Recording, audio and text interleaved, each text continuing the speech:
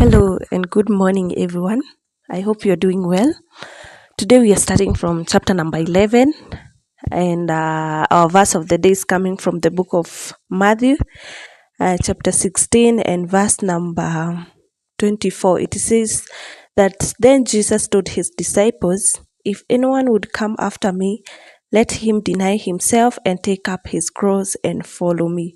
For whoever would save his life will lose it, but whoever loses his life for my sake will find it." Now let's go to chapter number 11 of Genesis. That was the verse of today. Chapter 11. Now the whole earth had one language and the same words. And the people migrated from the east. They found a plain in the land of Shinar and settled there. And they said to one another, "Come, let us make bricks and burn them thoroughly." And they had brick for stone and bitumen for mortar. Then they said, "Come, let us build ourselves a city and a tower with its top in the heavens, and let us make a name for ourselves, lest we be dispersed over the face of the whole earth."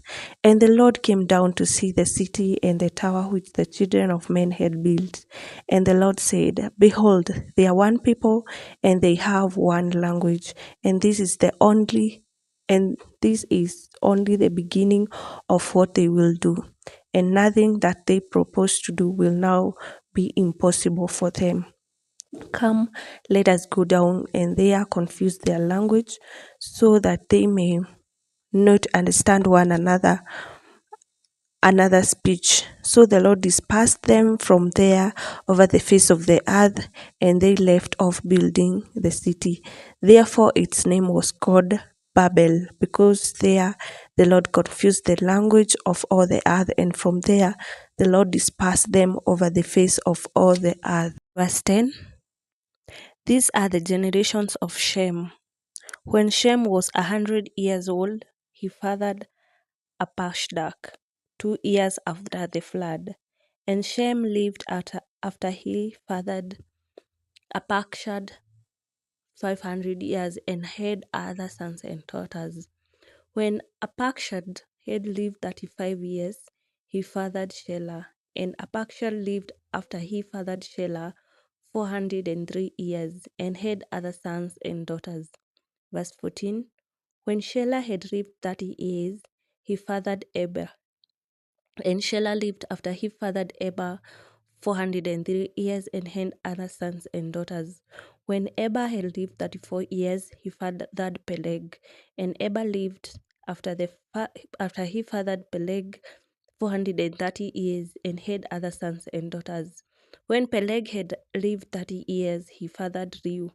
And Peleg lived after he fathered Reu 209 years and had other sons and daughters. When Reu had lived 32 years, he fathered Selag. And Reu lived after he fathered Serag 207 years and had other sons and daughters. When Serag had lived 30 years, he fathered Nahor.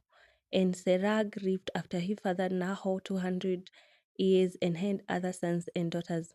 When Nahor had lived 29 years, he fathered Terah. And Nahor lived after he fathered Terah 119 years and had other sons and daughters. Verse 26. When Terah had lived 7 years, he fathered Abram, Nahor, and Haran.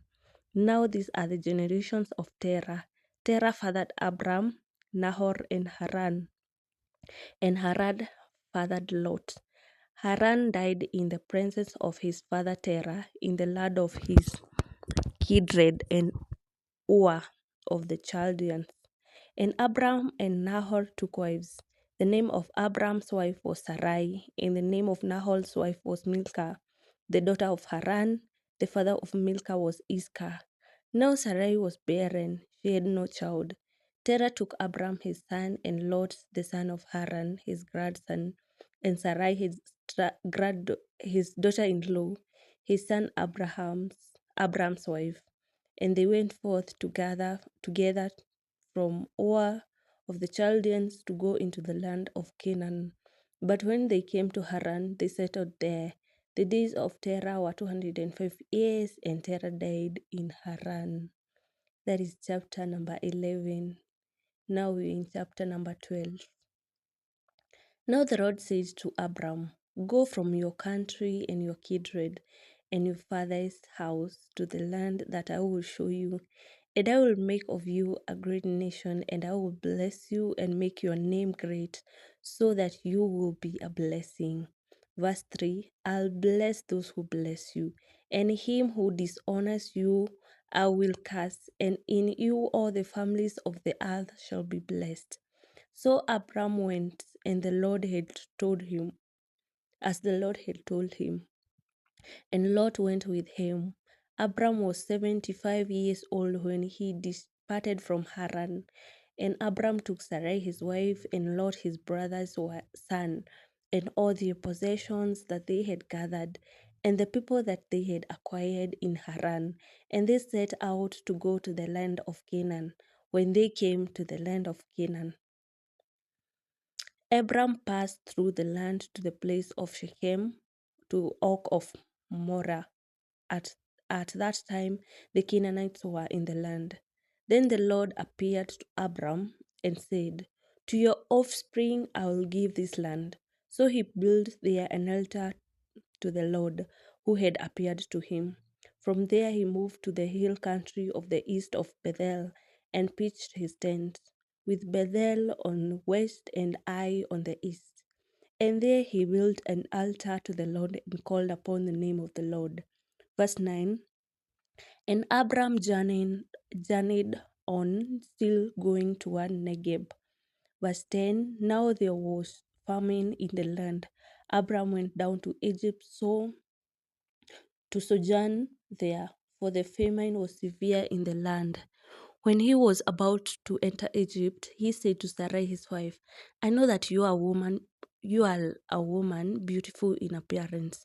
And when the Egyptians see you, they will say, this is his wife, then they will kill me because they will let you live. But they will let you live. Verse 13, say you are my sister, that it may go well with me because of you, and that my life may be spared for your sake. Verse 14, when Abram entered Egypt, the Egyptians saw that the woman was very beautiful. Verse 15, and when the princes of Pharaoh saw her, they praised her to Pharaoh, and the woman was taken into Pharaoh's house. And for her sake he dealt well with Abram, and he had sheep, oxen, male donkeys, male servants, female donkeys, and camels. But the Lord afflicted Pharaoh and his house with great plagues because of Sarai, Abram's wife. So Pharaoh called Abram and said, what is this you have done to me? Why did you not tell me that she was your wife? Why did you say she is my sister, so that I took her for my wife? Now then, here is your wife, take her and go. And Pharaoh gave men orders concerning him, and they sent him away with his wife and all that he had. That is chapter number 12.